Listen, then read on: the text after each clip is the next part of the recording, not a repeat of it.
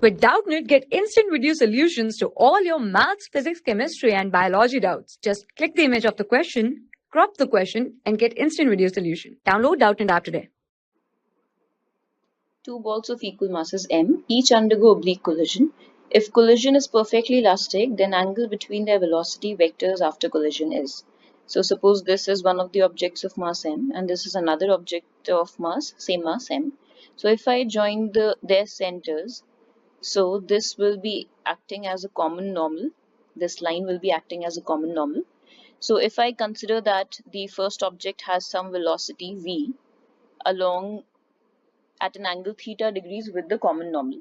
So now, and the second object is considered as stationary, suppose.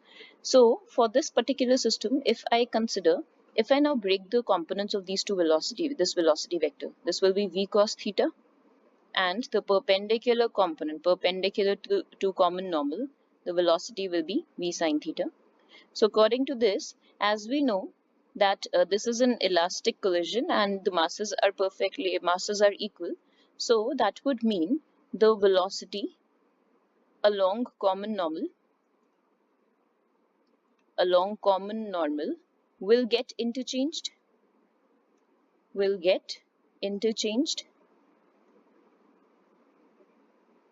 because this is an elastic collision.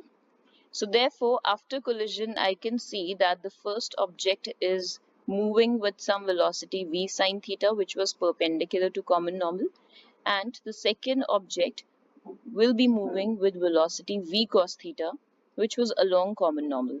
So that means the angle between these two velocity vectors is 90 degrees. So that means it is pi by 2 radians. So that means the answer will be D. For class 6 to 12, IIT JEE and NEET level. Trusted by more than 5 crore students. Download Doubtnut app today.